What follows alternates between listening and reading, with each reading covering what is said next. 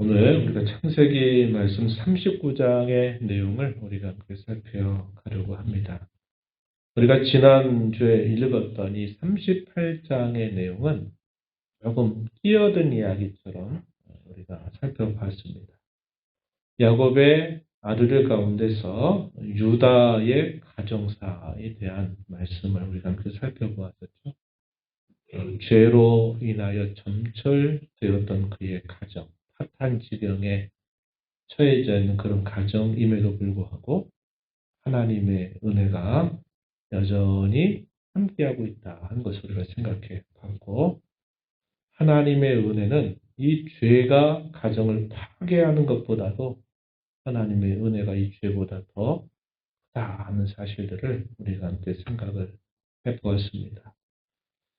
그가 받았던 이런 특별한 은혜는 사실 유다에게만 아니고 오늘 성도를 부름받은 저와 여러분에게도 이런 하나님의 변함없는 은혜가 함께하고 있다 하는 것을 우리가 생각해 보았습니다. 오늘 우리가 살피게 되는 내용은 이제 요셉의 이야기에 다시 이어져서 어떤 일이 있게 되는가를 살펴보는데, 애굽 왕이었던 바로의 친위대장이었던 보디발의 집에서 이 요셉이 한 얼마의 시간을 보내게 되냐면 약 10여 년 세월을 보내게 됩니다. 17세의 소년 때 형들의 미움을 받아 이 미디안의 장사꾼에게 팔려가지고 애굽으로 옮겨갔는데, 거기에서 친위대장이었던 보디발이 그를 종값을 주고 자기 집으로 종으로 산 겁니다. 그래서 거기서 약 10여 년의 세월을 보내게 되고, 그리고 약 3년 가까운 시간 어디서 보내냐면 감옥에서 특별한 이 왕에게 죄를 범한 그 왕의 감옥, 그런 특별한 감옥에서 또 한 3년 정도 시간을 보내게 돼요. 그래서 17세에 팔려갔다가 이 보디발 대장의 집에서 약 10여 년 세월, 또 감옥살이 3년 하다가 그가 어디로 가죠? 애굽의 총리가 되버려요. 그런 점핑이 어디 있을까요? 그래서 13년 동안의 시간을 보내고 나서 그가 그 13년 전에 꿨던 그 꿈이 무엇인가 하는 것을 그가 하나씩 깨닫게 되어가는 과정을 이제 그가 경험하게 됩니다. 그는 그 꿈을 잊어버렸어요. 그 꿈을 잊어버렸고 그냥 옛날에 꿨던 꿈이려니 그 꿈 때문에 형들의 미움을 받아서 내가 이렇게 됐지 이런 생각은 많이 했었는지 모르지만, 그가 그 꿈에 대해서는 아마 아늑하게 많은 어려움 속에서 잊어버리게 됐을 겁니다. 그런데 언제부턴가 그 꿈이 그대로 이루어져 가는 것을 그가 보게 되는데, 그 기간이 13년이라고 하는 이런 시간이 필요했다 하는 것을 우리가 살펴보게 돼요. 10년 세월, 그러니까 약 17살에서 약 27살 정도 되는 이 10년 동안 뭐 하면서 지낸다. 그가 처음에는 품꾼으로 종로로 타다가 나중에는 종이긴 하지만 가정 총무로 수용을 받아서 이 보디발 장군의 이 경제적인 살림살이를 다 맡아서 보내게 되는 시간이 됩니다. 그런데 그게 자기 것이 아닌 거죠. 자기 것이 아니에요. 만약에 자기 것이 된다 그랬으면은 또 요셉이 어떻게 됐을런지는 우리는 몰라요. 그런데 자기 것이 아니에요. 그 장군의 소유물을 그가 관리한 겁니다. 자기 것이 되었다면 거기에 또 욕심이 들고 또 이런저런 많은 잡다한 생각들이 갖게 되면서 그의 삶이 어떻게 됐는지 몰라요. 근데 그게 아니었다는 겁니다. 그러니까 주인의 것을 자기 너 가져라 그랬으면 아마 또 다른 삶을 살지 모르는데 그냥 말 그대로 관리만 하는 거예요. 청지기 역할만 그가 하는 겁니다. 우리가 이제 이런 걸 통해서도 우리 인생을 좀 생각하는 지혜를 배워야 되는 겁니다. 하나님이 우리 인생을 이 땅에 태어나게 하신 것, 우리 마음대로 태어난 사람 한 사람도 없다 그랬죠. 내가 어느 날 어느 시에 내가 이 세상을 떠난다고 작별한다고 계획하면 다 그대로 되는 것도 아니고 우리 인생의 시작도 우리 인생의 종말도 우리 뜻대로 되는 게 아니고 우리가 살아가는 그 태어나고 떠나가는 그 수십여 년의 세월 동안 또 역시 우리 계획대로 되는 일보다는 우리 계획대로 되지 않는 일이 더 많아요. 맞단 말이죠. 이게 뭘 우리에게 보여줄까요? 우리는 하나님의 계획 속에 이 땅에 태어났다가 그분의 계획 속에 이 땅을 작별하고 떠나가는 존재다. 우리는 청직이다 하는 것을 알게 돼요.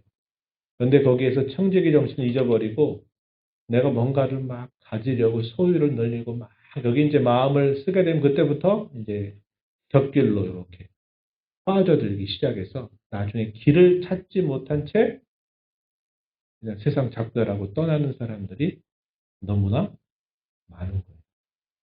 그래서 우리가 기억해야 합니다. 이 요셉의 10여 년 세월은 그가 만약에 자기에게 어떤 소유를 약속받았다면 아마 또 다른 삶을 살았는지 모르지만 그가 전적인 청지기로서 주인의 소유를 관리하는 역할만 했던 것이 그에게는 그게 복이 되었다는 것을 우리는 기억할 필요가 있어요. 내용을 한번 이제 들어가 보도록 하겠습니다. 오늘 내용은 우리가 너무나 잘 아는 이야기입니다. 노예 신분으로 보디발에게 팔려가게 된 이야기. 거기에서 어떤 일이 있었는가 매우 자세한 이야기를 다 기록해 주지는 않지만 굵직한 이야기. 그것은 우리에게 잘 전달해 주고 있습니다.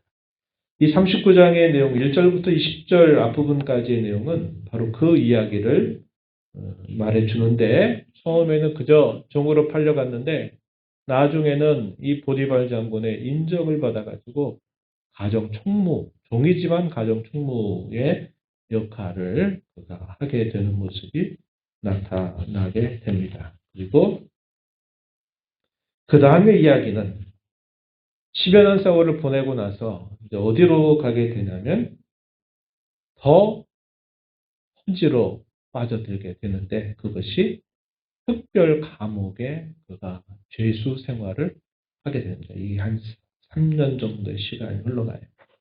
그 이야기가 어떻게 시작되는가 하는 것에 대한 이야기는 20절 하반절부터 마지막 절 내용에서 소개를 해주고 있습니다.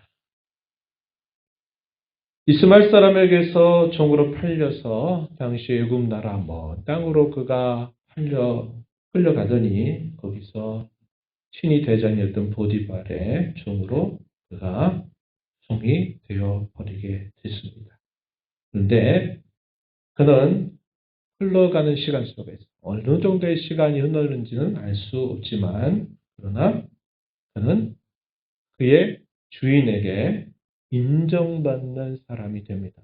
그리고 그가 대단히 충성스러운 사람이라는 것을 인정받게 돼요. 이런 일들은 결국 하루아침에 되는 일이 결코 아니죠. 이것은 많은 시간들이 지나서 인정받게 되는 사실입니다. 꾸준함, 그리고 성실함, 그리고 진실함. 이것이 그런 시간 속에서 충분히 증명이 될 때 그 사람이 그런 사람이다라고 인정을 받을 수 있다 하는 겁니다. 어느 정도의 시간이 흘렀는지는 알 수 없어요. 성경이 그걸 이야기하지 않아요. 그러나 충분하게 인정받게 되는 시간이 지나고 나서 그가 종의 신분이긴 하지만 가정 총무로 그가 역할을 감당하게 됩니다. 39장 4절 말씀 가서 보시면은 이렇게 말합니다. 요셉이 그의 주인에게 은혜를 입어 섬김에 그가 요셉을 가정 총무로 삼았다. 자기의 소유를 다 그의 손에 위탁하였다. 이렇게 말합니다. 아주 믿음직스러운 청지기가 되었다. 이 말이에요. 모든 소유를 네가 잘 관리해라. 터치하지 않고 그에게 전적으로 맡기는 정도의 자리로 그가 인정을 받게 된 겁니다. 그리고 고난이 더 그에게 많이 주어지게 됩니다. 6절 말씀에 가서 보면은 이렇게 말하죠. 주인이 그의 소유를 다 요셉의 손에 위탁하고 자기가 먹는 음식 외에는 간섭하지 않았다. 이렇게 말합니다. 모든 걸 다 위탁했다. 그리고 음식만큼만 제외하고는 다 맡길 정도로 이 요셉에게 많은 권한이 그에게 부여되었다. 이렇게 말하고 있습니다. 그러가 이렇게 인정받게 됐던 그 이유, 뭐라고 설명하냐면, 하나님께서 그와 함께 하셔서 그의 범사를 형통하게 하셨기 때문이다. 이것을 여러 차례 반복하고 있습니다. 2절 말씀 가서 보면, 여호와께서 요셉과 함께 하심으로 그가 형통한 자가 되었다. 3절에서도 그의 주인이 여호와께서 그와 함께 하심을 보았다. 여호와께서 그의 범사 형통하게 하심을 보았다. 역시 여기에도 아까 이야기한 것처럼 많은 시간이 필요한 거예요. 한 번, 두 번 잘한 것으로는 그렇게 인정받을 수 없어요.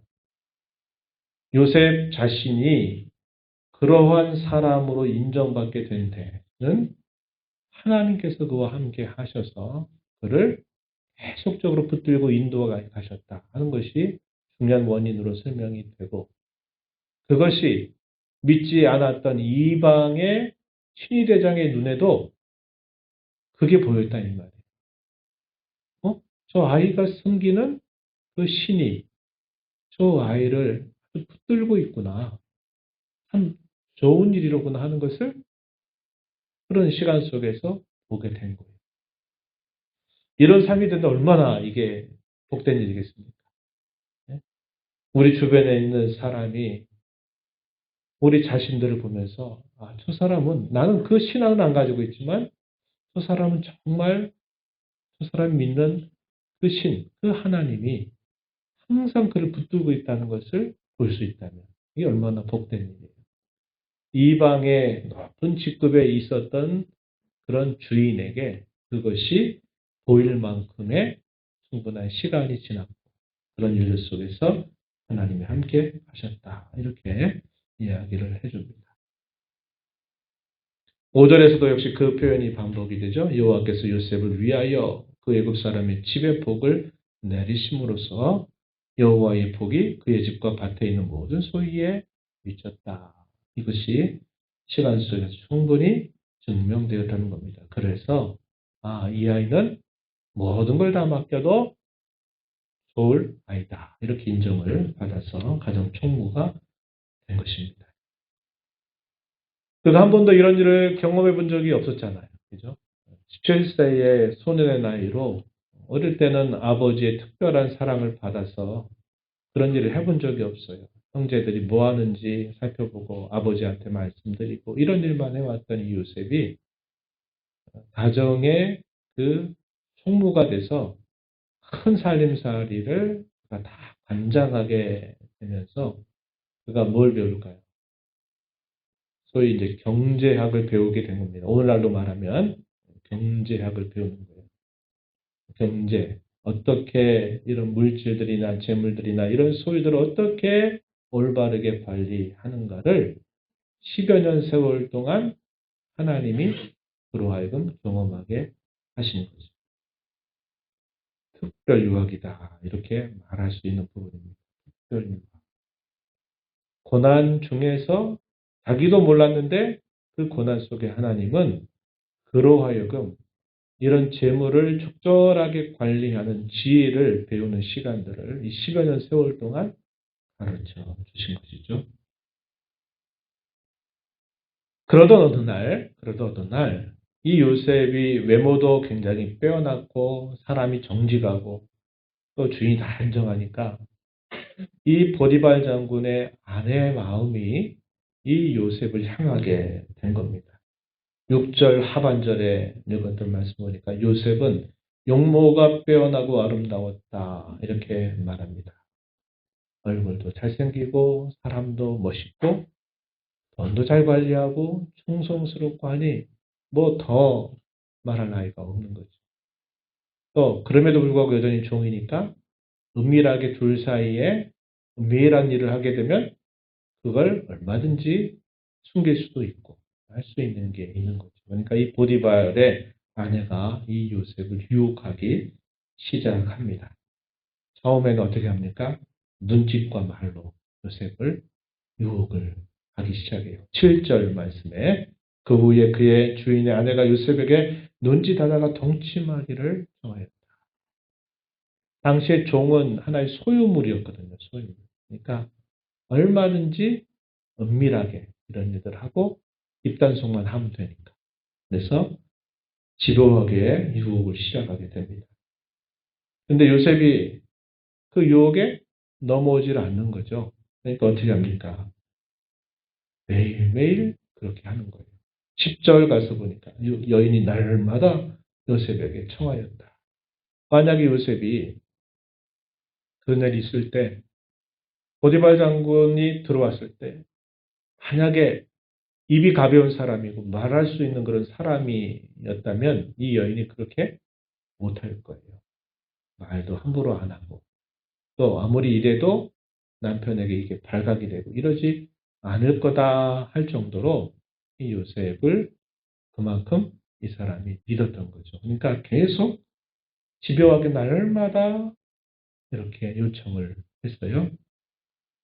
이것도 안 통합니다. 그러니까 어떻게 하느냐. 12절 가서 보면요. 그 여인이 그의 옷을 잡고 이르되 나와 동침하자.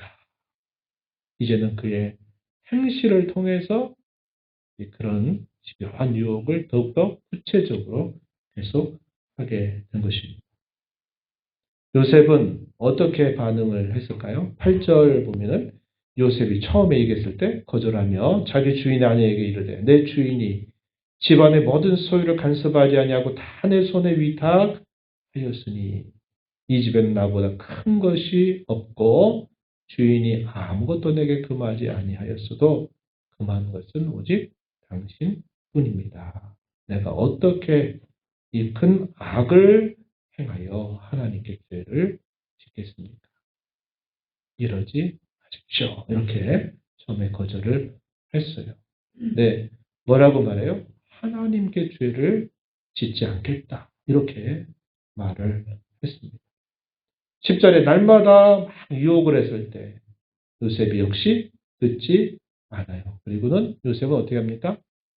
자리를 이제 함께하는 자리들을 다 피해 다녀요. 또 함께 있으면 또 그렇게 하니까.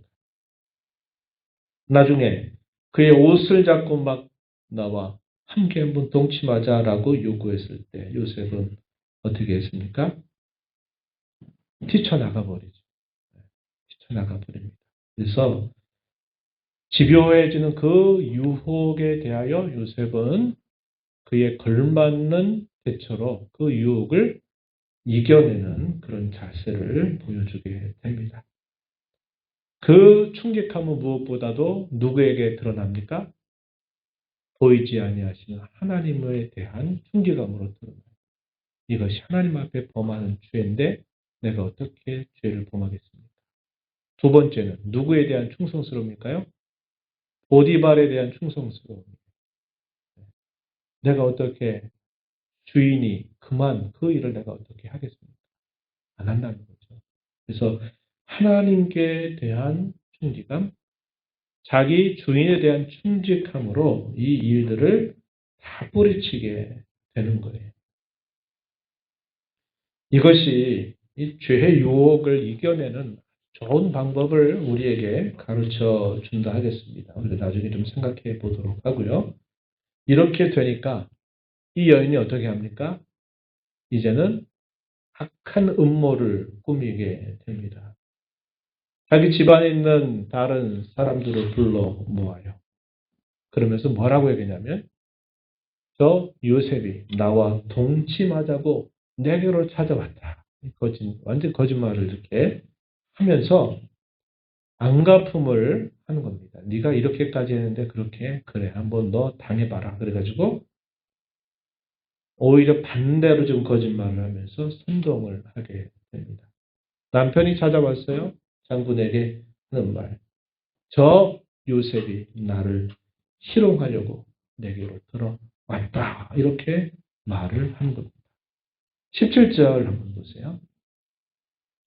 당신이 우리에게 데려온 히브리 종이 나를 희롱하려고 내게로 들어왔으므로 내가 소리질러 불렀더니 그가 그의 옷을 내게 버려두고 밖으로 도망하여 나갔습니다. 이렇게 말을 한 겁니다. 얼마나 억울한 일입니까? 아니 억울한 일이죠. 주인에 대한 충직함을 이렇게 보복하는 그 아내의 모습은 정말 악하기 그지없는 태도를 보이게 된 겁니다. 그런데 이 보디발은 누구의 편을 들어줄까요? 자기 아내 편을 들어줘요. 한번 생각해 보세요. 보디발이 몰랐을까요? 아마도 아내의 말보다는 요셉의 말을 더 믿었을 거예요. 왜? 그가 하는 모든 일들에 대하여 전적으로 다 믿었기 때문에 다 맡겼거든요. 그래도 어찌합니까? 그래도 아내 말을 들어준 거죠. 나는 분명히 알았을 거라고 생각해요. 근데 아내가 그렇게 하니까 그래도 어쩔 수 없이 이 아내 말을 들어주실 것이다. 이런 생각을 해보게 돼요. 이 요셉은 한 번도 이게 이렇게 돼서 이렇게 된 거라고 이야기할 수 있는 기회조차 제공받지 못하고 그는 이제 결국 어디로 옮겨가게 되냐면 왕을 모살하거나 왕을 죽이려고 했던 특별한 그런 감옥으로 그가 옮겨가게 됩니다. 그래서 거기서 아까 얘기했듯이 한 3년 정도의 세월을 그곳에서 보내게 돼요. 왕의 죄수, 더 특별한 죄가 되죠. 왜? 왕을 모살하거나 왕의 생명을 위협하는 사람들에 대한 이런 정치범들이나 이런 특별한 죄를 범한 사람들을 가두어두는 그 감옥 안으로 요셉이 결국 옮겨지게 되었다 하는 겁니다. 그 내용이 이 39장의 마지막 부분에 이렇게 소개가 되어 있어요.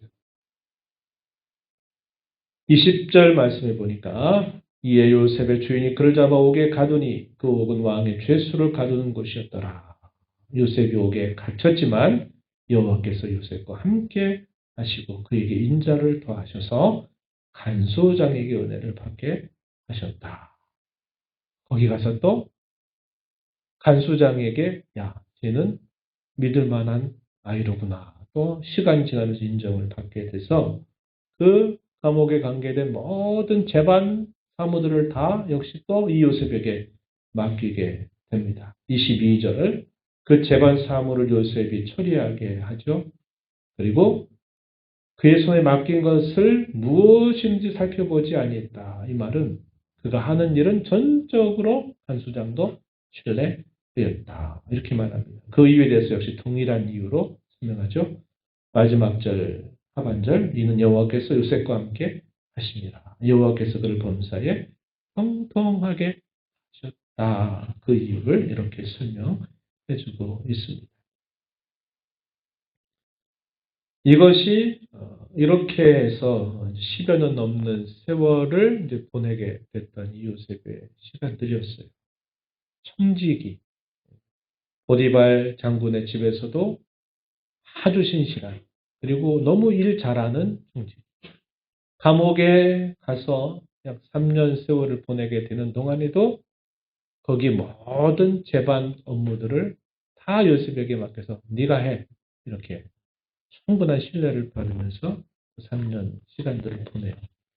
어떻게 해서 이 감옥에서 나오게 되는가 하는 이야기는 이제 우리가 다음번에 생각을 해보게 될 텐데, 오늘 이 요셉에 관계된 이야기를 좀 살펴보면서 우리는 하나님의 섭리를 깊이 생각하게 됩니다. 하나님의 섭리, 그게 뭘까요? 하나님이 택하신 자기의 자녀를 하나님이 인생의 수많은 굴곡들 속에서 하나님이 여전히 그를 붙들고 그를 이끌어가고 그를 빚어주신다라고 말할 때 이거를 우리가 섭리다 이렇게 말합니다. 자기 백성을 향한 섭리. 그래서 요셉의 이 특별한 어려운 시간들은 하나님의 특별한 섭리라고 하는 학교에서 하나님이 그를 남다르게 그를 훈련하고 연단하고 그를 준비시켰던 시간들이다 하는 것을 우리는 생각해 보게 됩니다.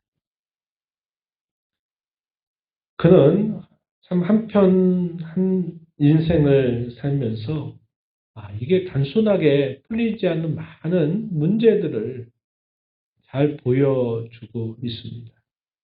우리는 어떻게 생각합니까? 하나님을 잘 믿으면 모든 게 다 만사, 오케이. 모든 악으로부터 다 빠져나오고 고난이 없고 누구나 다 잘 되는 것만 생각하는데 요셉이 보여주는 삶은 그게 아니다 하는 것을 보여주잖아요. 그가 유혹을 이겨내고 그가 했던 것은 하나님 앞에서 내가 하나님 앞에서 나는 그런 죄를 범할 수 없다. 이걸 다른 말로 우리가 소위 호람데오 라틴어로 그렇게 말하는데 이걸 한자말로 신전의식이라고 그래요. 하나님 앞에 서 있다라고 하는 의식, 하나님께 대한 충직함, 자기 주인에 대한 신실함으로 유혹에 대해 승리하고 나쁜 일을 하지 않았음에도 불구하고 그가 받았던 첫 번째 결과물은 뭐냐? 더 힘겹게 되는, 더 억울한 그런 상황에 그가 처하게 된 것을 보게 됩니다. 그런데 놀라운 표현은 뭐냐면 하나님이 범사에 그와 함께 하심으로 형통하게 하셨다라고 표현하고 있는 이 성경의 표현입니다. 하나님이 함께 하셔서 형통케 하시는데 왜 그의 삶의 형편은 더 이렇게 어려워지고 더 이렇게 악화되는 것처럼 보이는가 하는 겁니다. 이게 우리가 쉽게 단순하게 풀 수 없는 인생의 이런 많은 문제들을 요셉은 우리에게 잘 보여주고 있다 하는 겁니다. 하나님께서 섭리 가운데 자기 자녀를 길러가신다 하는 것은 아주 단순한 것만을 가르치는 게 아니에요. 온전하게 구비하시도록 하시기 위해서 하는 과정들을 하나님은 이렇게도 저렇게도 인도해 가신다 하는 것을 우리 요셉의 모습을 통해서 살펴볼 수 있습니다.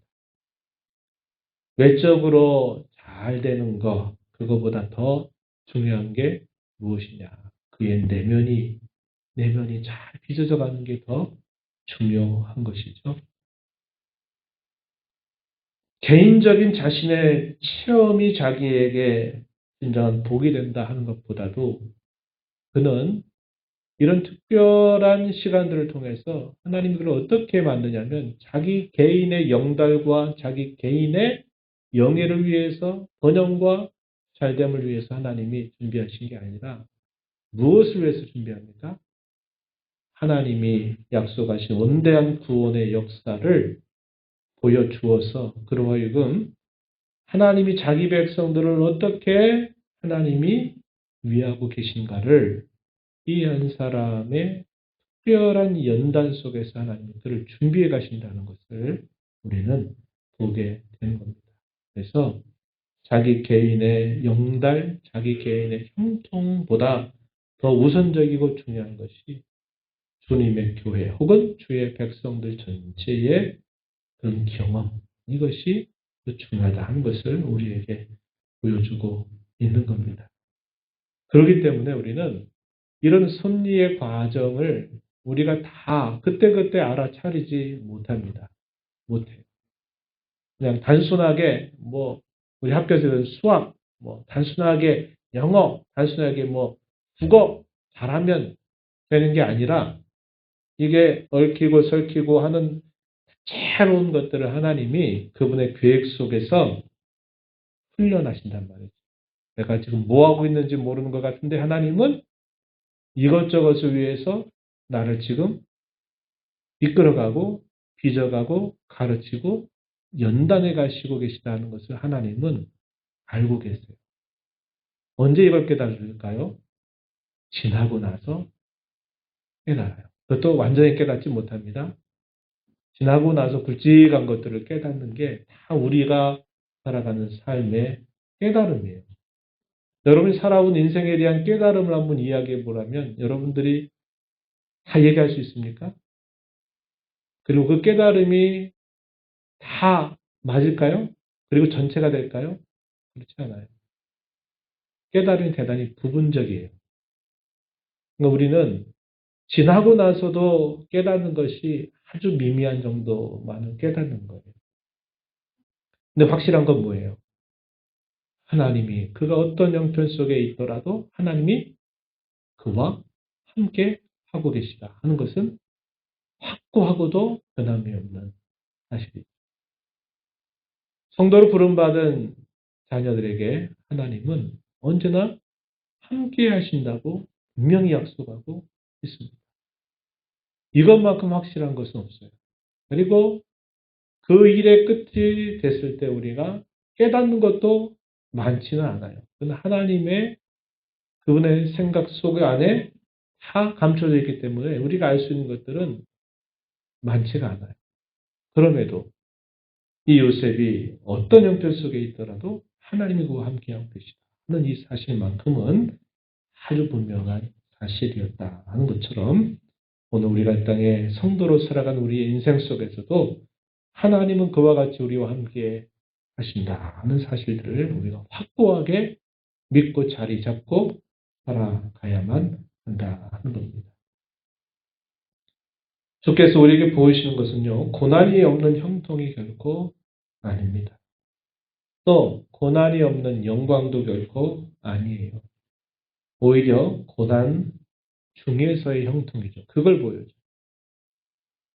이제 세상 사람들의 기대와 관점하고 다른 부분이죠.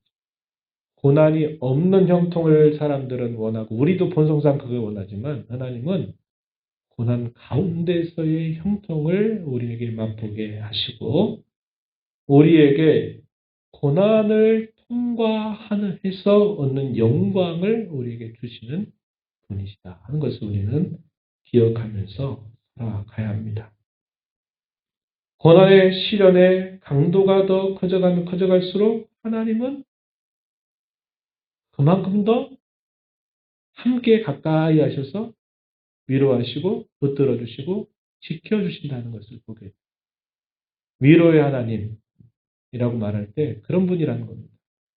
우리에게 다가오는 고난의 강도가 더 강해지면 강해질수록 하나님께서 우리에게 주시는 위로는 그 고난의 강도보다 더 크고 더 강해진다는 것을 우리는 꼭 기억하면서 우리가 고난과 시련을 당할 때 그런 마음을 가지고 그것을 대처하는 자세를 배워야만 해요.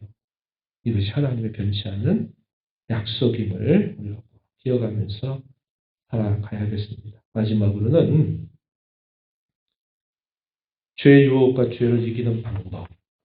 이 요셉의 이 모습을 통해서 우리는 배워가자 하는 겁니다. 유혹이 그냥 이렇게 찾아왔다 가는 게 아니라 그 유혹의 강도는 계속 더 커져가죠. 그런데 우리가 그의 커져간 그 유혹에 대하여 그의 적절한 모습으로 대처하지 않게 되면 결국 그 유혹에 말려들게 되고 결국은 빠져들게 되어서 죄를 범하게 되는 일이 따라오게 된다는 것을 우리는 기억해야 합니다. 그래서 주께서 우리 가르치신 것처럼 주의 기도 가운데서 우리를 시험에 들지 말게 하소서라고 날마다 기도해라. 그렇게 우리에게 가르쳐주잖아요. 주의 주기도문 안에 우리를 시험에 들지 하지 마시고 악에서 구해달라라고 날마다 그렇게 기도하라고 우리에게 가르쳐 주고 있어요. 악은 모양이라도 버리라고 또 성경은 우리에게 말합니다. 그래서 우리가 조심해야 돼요. 조심하고 그 죄의 유혹들이 우리에게 찾아오게 될 때 무엇보다도 신전의식을 가지고 내가 하나님 앞에 서 있다 하는 그런 의식을 가지고서 우리가 하나님 앞에서 다른 사람들이 보지 않는 곳에 있을지라도 늘 신전의식을 가지고 우리가 생각한다면 우리가 많이 당한 그 유혹으로부터 우리가 승리하고 죄를 이겨낼 수 있게 될 것이고 그러한 죄에 혹여나 빠져든다 하더라도 빨리 거기로부터 돌이킬 수 있게 될 겁니다. 이것이 우리가 성도로 건강한 신앙 가지고 살아가는 마땅한 태도임을 배우게 돼요. 이러한 교훈들을 마음에 새긴 자로 살아가는 저와 여러분 되기를 진심으로 바랍니다. 하나님 아버지 오늘도 저희들을 불러주셔서 요셉의 10여 년 세월 동안 하나님 앞에서 충성스럽고 또 정직하고 자기의 주인에 대하여서 정말 충성스러운 행위를 보임에도 불구하고 억울한 일을 당해서 많은 시련 속에 그가 빠져 들어가게 됩니다. 그러나 하나님은 그가 더 큰 시련을 당하게 될 때에는 하나님이 더 가까이 하셔서 그를 여전히 붙들고 계심을 보여주셨습니다. 자기도 모르는 사이에 그는 경제에 대해서도 배우고 정치 수용소에 들어가서 또 정치에 대해서 배우면서 하나님께서 남모르게 그를 연단하고 준비시켜 주시는 하나님의 손길 안에 놓여 있음을 저희가 살펴봅니다. 우리가 이 땅에 사는 동안 이런저런 일들을 만나게 될 때 우리는 한치 앞을 알지 못하고 그 일의 끝이 어떻게 될지 알지 못하지만 저희가 분명히 확신할 수 있는 것은 하나님이 언제나 저희를 사랑하셔서 우리 곁에 함께하고 계시다는 사실이고 저희를 붙잡아 주신다고 하는 이 분명한 사실을 언제나 믿음으로 붙잡고 그런 모든 시련을 믿음으로 잘 감당해 나아가는 저희들의 삶이 되게 하여 주옵소서. 예수님 이름으로 기도드리옵나이다. 아멘.